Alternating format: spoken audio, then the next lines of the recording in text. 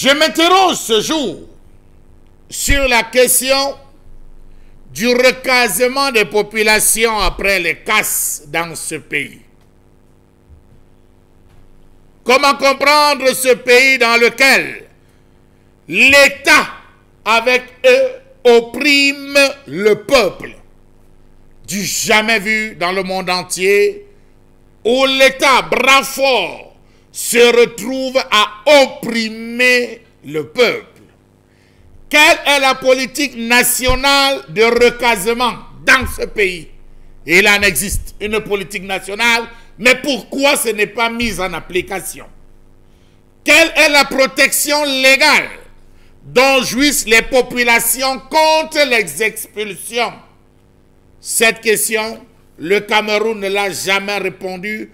Pourtant, il est membre du PIDSEC, du PIDEX, autant pour moi, Pacte international sur les droits économiques, sociaux et culturels, qu'il a signé et ratifié le 27 juin 1984, qui stipule, je cite, « Les États partis au présent pacte reconnaissent le droit de toute personne à un niveau de vie suffisant pour elle-même et sa famille, y compris nourriture, vêtements et un logement suffisant. » Comment comprendre toutes ces opérations de déguerpissement, de démolition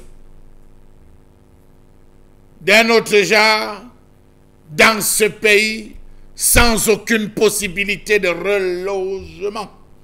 Avant tout déguerpissement tel que édicté par les lois de cette République, il y a d'abord l'indemnisation. Avant tout déguerpissement, on indemnise, on reloge et on procède aux démolitions après avoir constaté la libération.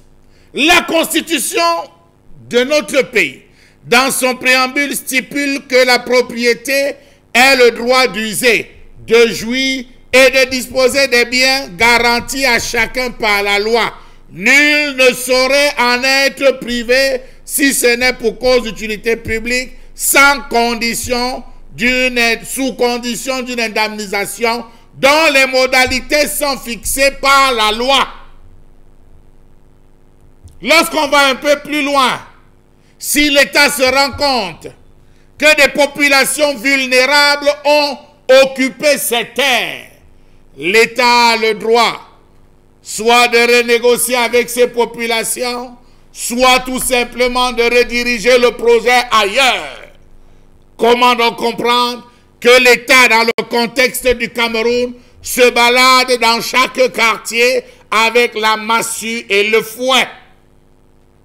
Comment comprendre le non-respect des engagements internationaux du gouvernement camerounais?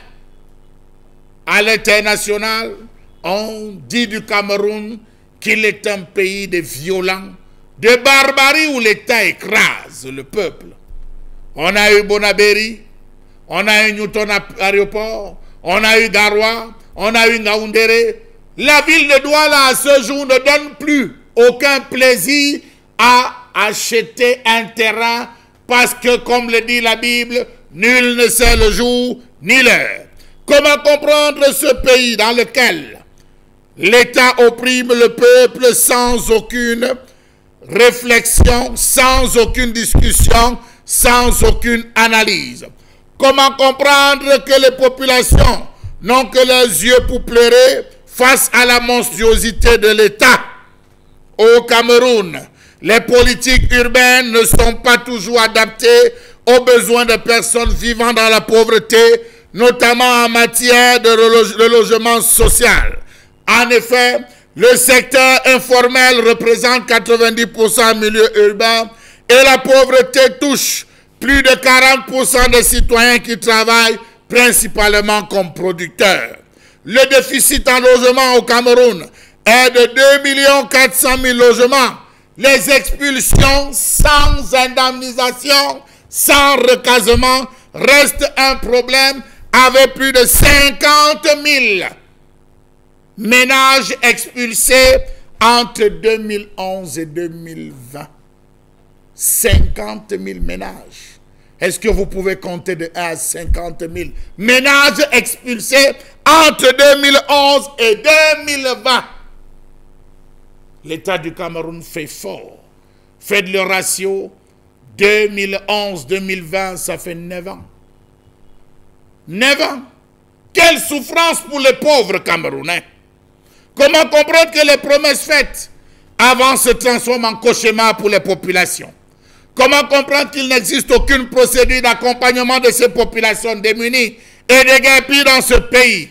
Comment comprendre que cette mastodonte qu'est l'État du Cameroun laisse ces populations sans jamais procéder à l'interdiction d'occupation? Comment comprendre le silence de la maïture dans l'ensemble de ces récriminations? À une certaine époque, les populations qu'on avait cassées avaient reçu comme message « Allez vous installer à Bodjongo. Il y a des espaces de ce côté vierge, allez y construire. » On a envoyé les populations, elles ont construit. Une fois qu'elles se sont installées dans cette zone, elles ont procédé à la viabilisation. Quelqu'un s'est levé le matin, il a dit « C'est notre terre. » On a réexpulsé ces populations. On les a envoyées à Ndobo, où elles devaient aller s'installer. Ces populations sont allées s'installer à Ndobo, dans la zone appelée Touo. Ils ont pris des terres dans cette zone. Et aux grandes dames, un matin, on les a rappelés que ce Black Bush appartenait à quelqu'un. On les a rechassés. Newton Aéroport, village, nous parle de ce jour.